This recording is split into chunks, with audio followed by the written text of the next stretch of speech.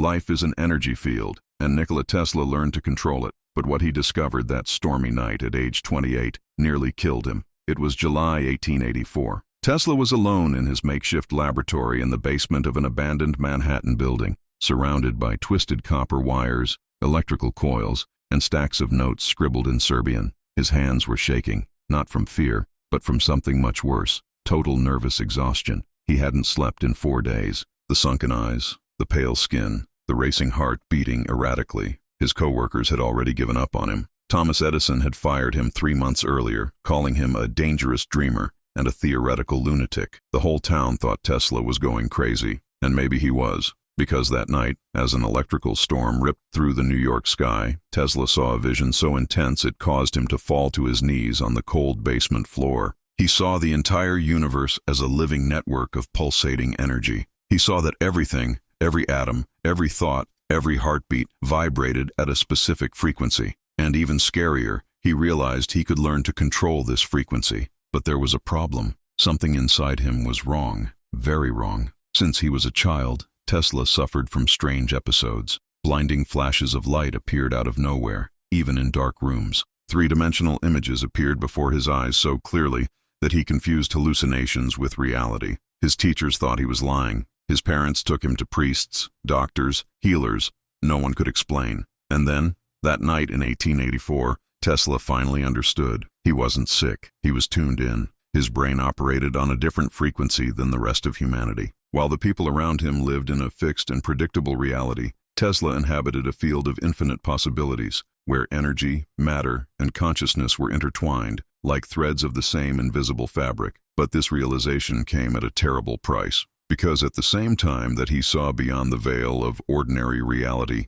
Tesla felt the crushing weight of cosmic loneliness. No one understood what he saw. Nobody believed what he said. And worse, the more he learned to control the energy around him, the more he disconnected from the human world. It was as if he was transforming into something else, something between man and force of nature. That night, as lightning lit up the broken basement windows, Tesla made a note in the notebook he always carried with him. The human mind is not just a receiver of energy. It is a transmitting station. And if I can adjust my internal frequency, I can reorganize the external reality around me. He stopped. He took a deep breath, and then he wrote something he never told anyone. But there's a danger in that, because when you learn to vibrate higher than the world tries to destroy you. And that's exactly what happened. In the following months, Tesla began carrying out experiments that defied the laws of known physics. He created electrical currents that flowed wirelessly. He lit lamps by holding them in the air, with no apparent connection. He made metallic objects levitate for seconds using only pulsating magnetic fields.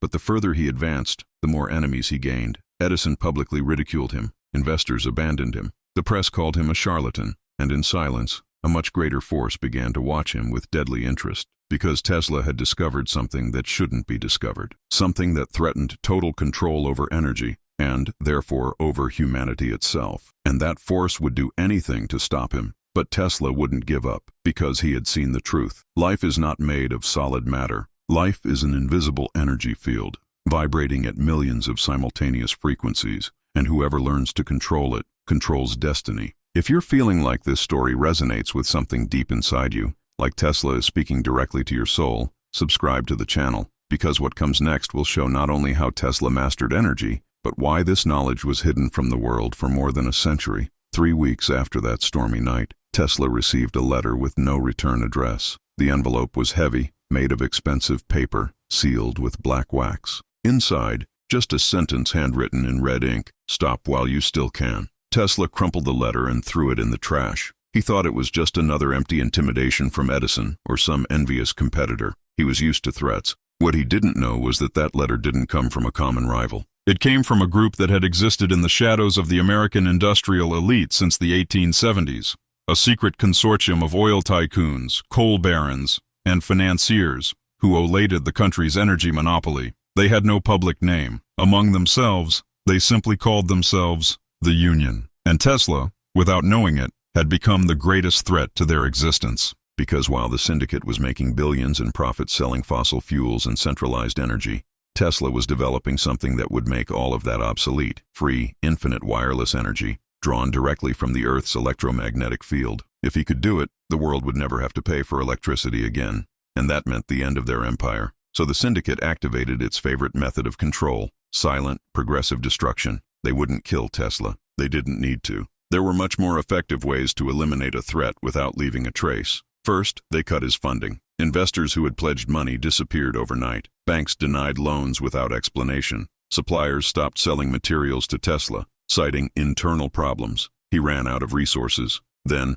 psychological sabotage began. Defamatory articles appeared in mass circulation newspapers. They called Tesla an electric illusionist and a scientific fraud. They said he was mentally unstable, that his inventions were stage tricks, that he had never created anything of real value. His reputation plummeted, but the cruelest blow came from where Tesla least expected it. One day, he arrived at the laboratory and found everything destroyed: broken glasses, crushed coils. Years of research burned into a smoking pile in the center of the room, and on the wall, written in black paint, "You have been warned." Tesla fell to his knees in the wreckage. For the first time in his life, he felt something he had never allowed himself to feel before: absolute despair. It wasn't the loss of equipment. He could rebuild everything. What broke him was the terrifying realization that he was alone in a war he could not win. Because the enemy had no face, it left no traces. It could not be confronted in court or defeated logically. It was like fighting a shadow that controlled all the lights. That night, Tesla wandered the streets of Manhattan like a ghost. He spent hours walking aimlessly,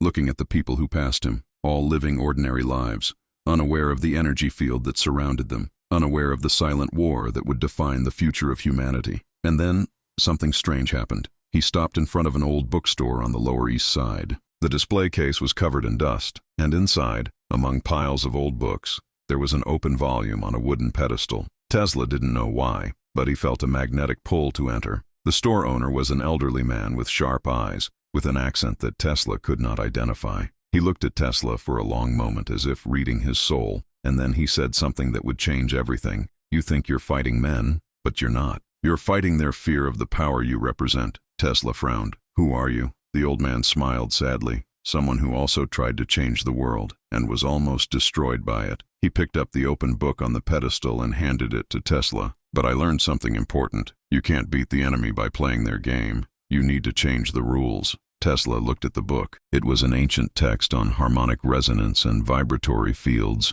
written in Sanskrit, with translations into several languages. There were diagrams that looked like maps of invisible energy, formulas that connected mathematics, music, and consciousness. "That's impossible," Tesla muttered. "These concepts have only been formalized recently." "No," the old man replied. "They were forgotten, and then rediscovered, several times throughout history. Whenever someone gets too close to the truth, the knowledge is buried again." Tesla felt a shiver run up his spine. "Why?" The old man approached and lowered his voice, as if the walls could hear him. "Because if all of humanity learned to control the energy field around them, no one else could be controlled." It was at that moment that Tesla understood. The battle wasn't just about money or political power. It was about something much bigger: control of human reality itself. And he realized that if he wanted to win, he needed to stop trying to convince the world. I would need to stop seeking approval, funding, recognition. He would have to work in absolute secrecy. Build your inventions away from the eyes of the syndicate,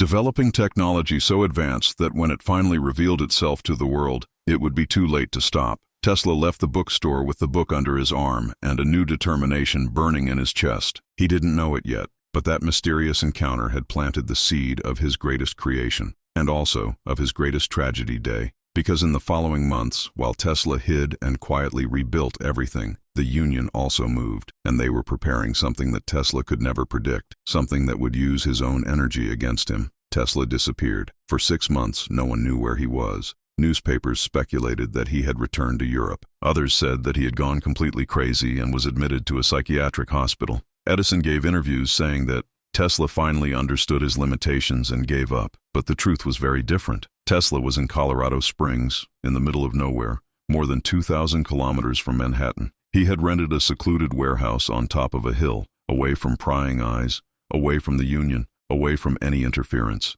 And there, alone, he was building something that would defy everything science at the time considered possible. Every morning, Tesla woke up before dawn and worked for 16 hours straight. He installed a gigantic electrical transmission tower, 100 feet tall, covered in copper spirals that glowed in the Colorado sun like an alien sculpture. He called it the Tower of Resonance, but unlike his previous inventions, this one wasn't just about electricity. It was about something much deeper. Tesla was trying to prove a theory that sounded absurd, even to the most visionary scientists, that the Earth itself was a living conductor of energy, and if he could tune his tower to the exact frequency of planetary resonance, he could transmit electricity anywhere in the world, without wires, without limits, without cost, infinite energy, free, for everyone. But Tesla knew that this would not be enough to defeat the Union, because even if he proved it worked, they would find a way to suppress, discredit, or steal his technology. So he needed something more, something that would make them hesitate, something that showed he wasn't just manipulating electricity, but controlling the very vibrational structure of reality. And that's when he returned to the book the old man gave him. Every night after work, Tesla studied those ancient texts. He began to notice patterns he had never noticed before. The diagrams weren't just about physics, they mapped states of consciousness. The formulas didn't just describe electrical waves, they described thought waves. Tesla began to do experiments that went beyond conventional science. He tested whether he could alter the frequency of his own mind and, in doing so, influence the electromagnetic fields around him. And it worked. He discovered that when he entered a deep state of mental concentration, something between meditation and trance, the instruments around him began to react. Voltage meters fluctuated without him touching them. Light bulbs flickered in rhythmic patterns. It was as if his mind was transmitting a frequency that the surrounding matter recognized. Tesla wrote in his diary, "The mind is not just a passive receiver of information, it is an active transmitting station, and when you learn to adjust your internal frequency,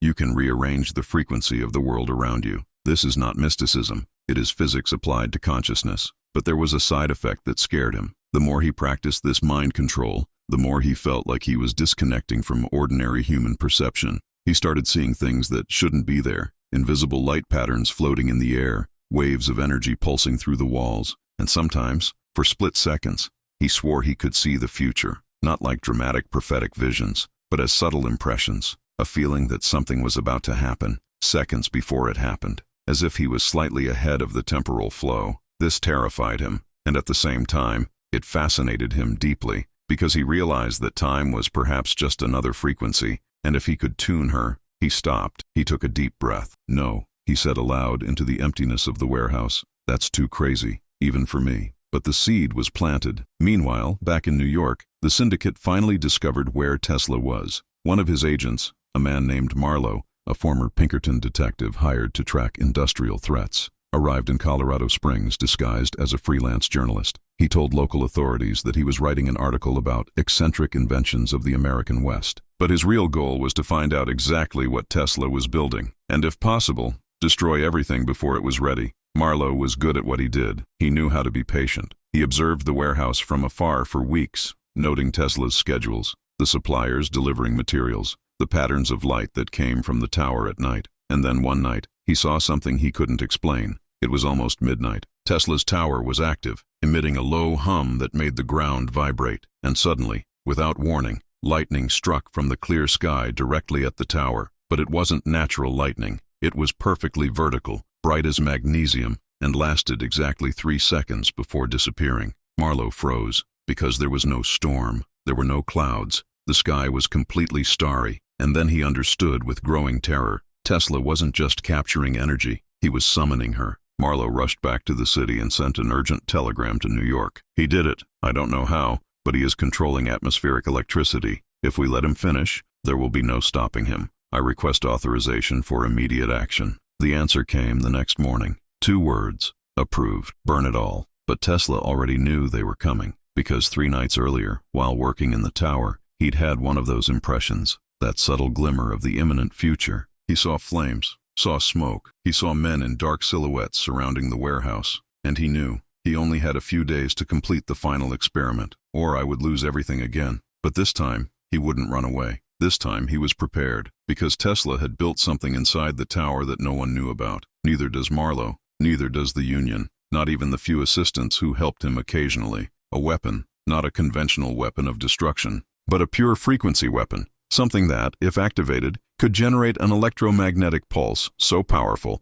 that it would shut down the entire electrical grid within a 50-kilometer radius. And if Tesla adjusted the frequency correctly, it could do much more than that. It could stop human hearts. He never tested it. I never wanted to. The idea sickened him, but he knew that if the syndicate came with the intention of killing him, he would need something that would make them retreat. And now, as Marlowe organized the attack, Tesla lay awake all night in front of his creation, with an impossible choice before him. Use the weapon and prove that you could control life and death through energy, or let them destroy everything and lose your only chance to change the world. Night came like a silent omen. Tesla was alone in the warehouse, sitting on a wooden chair in front of the tower's control panel. His hands rested on two copper switches, one on the left, one on the right. The one on the left would activate the transmission of free energy to the world. The one on the right would trigger the frequency gun. He looked at them as if they were two doors to opposite futures. Outside, the darkness was complete. No moon, no visible stars,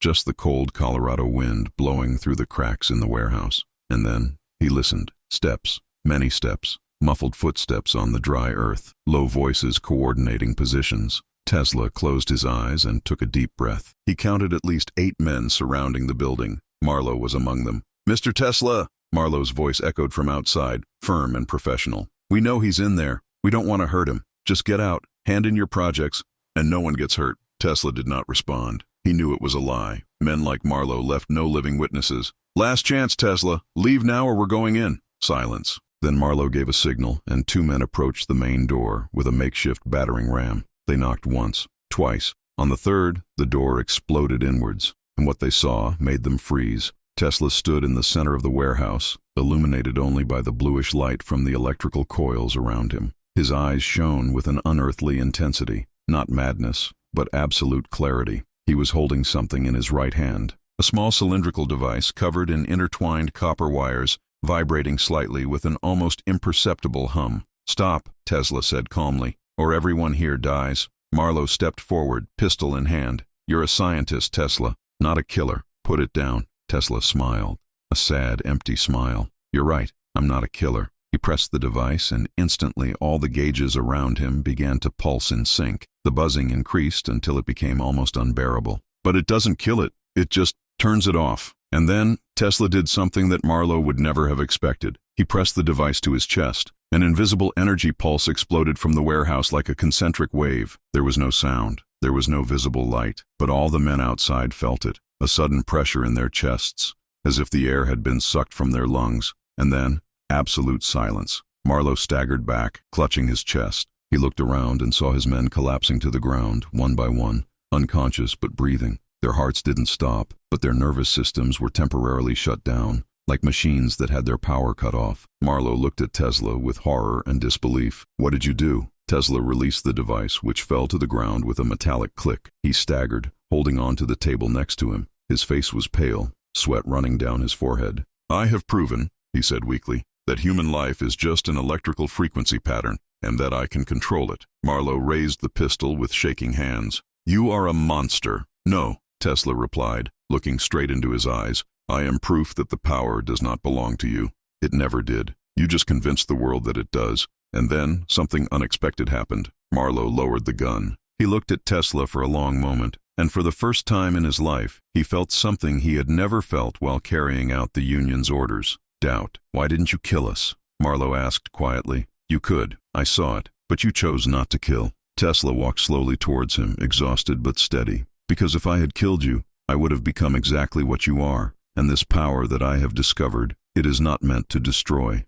It is meant to liberate." Marlowe was silent, and then to Tesla's surprise, he put the gun away. "Go away," Marlowe said, "before I change my mind." Tesla frowned. "Why?" "Because I've spent my whole life destroying people like you, people who tried to change things, and now, for the first time, I'm not sure if I'm on the right side." Marlowe looked at his men passed out on the floor. "But the Union won't stop. They'll send others, and next time it won't be someone like me." Tesla nodded slowly. He already knew that. "Then I'll destroy everything," Tesla said. "The tower, the blueprints, everything I built here, so they can't use it against me." Marlowe looked at him with something like respect, and then Tesla smiled slightly, a tired but still bright smile. "Then I start again, but this time, differently. I will no longer try to convince the world that I am right. I will wait until the world is ready to understand." And that's exactly what he did. That same night, Tesla set fire to the warehouse. He stood outside, watching the flames devour years of work, feeling the devastating pain of loss. but also the strange freedom of starting over.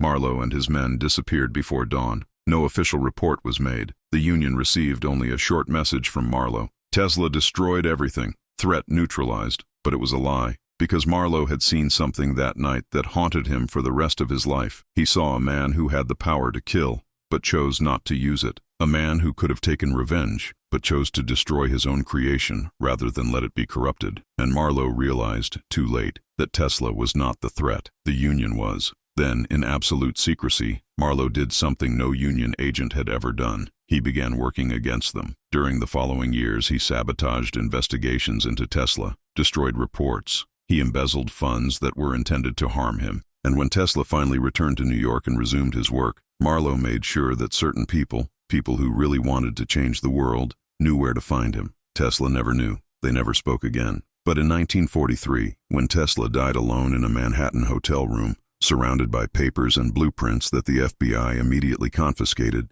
Marlowe was in the funeral crowd, and he carried, to the end of his life, a single sheet of paper that Tesla had dropped that night in Colorado. It was written, "Energy cannot be destroyed, only transformed, and the knowledge I have discovered will not die with me. It will vibrate in the invisible field until someone, somewhere, is ready to tune into it again." Decades passed. Tesla's name has been erased from mainstream history books. His patents were stolen, redistributed, buried in classified government archives. The world continued to spin, consuming energy sold by corporations, believing there was no other way. But something strange started to happen. In the years following Tesla's death, engineers around the world began to see the same visions he had. Quantum physicists discovered that matter, at the subatomic level, was just condensed vibration. Neuroscientists have proven that the human brain emits measurable electrical frequencies that influence the surrounding environment. It was as if Tesla's knowledge was leaking back into consciousness, collective consciousness, not through documents or formulas,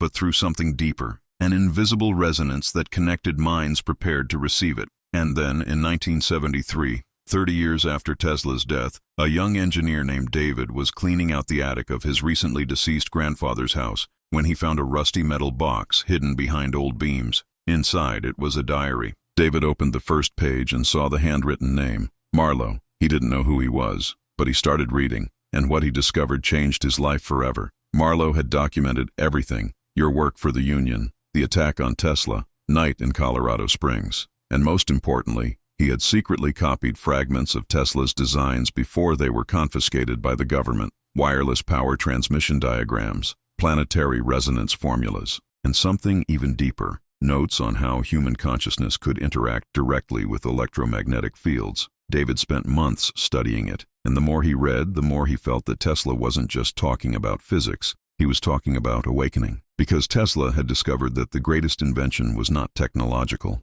it was personal. Learn to control your own internal frequency. David started testing it on himself. He practiced the mental exercises Tesla described: deep states of concentration, visualizing energy fields, consciously adjusting his own brainwaves. And slowly, he began to notice changes. It has become more intuitive, more creative, less affected by external opinions. It was as if he was tuning into an internal radio station that had always been there, but that he had never learned to listen to. And then one night, while meditating alone in his apartment, David had the same feeling Tesla had decades earlier. He felt the field. He didn't see it with his eyes, but he felt it with every cell in his body, an invisible network of pulsing energy connecting everything around him. The walls, the air, your own heart, everything vibrated in unison, like a silent symphony. And he understood finally what Tesla meant when he wrote, "If you want to find the secrets of the universe, think in terms of energy, frequency, and vibration." It wasn't just a nice phrase.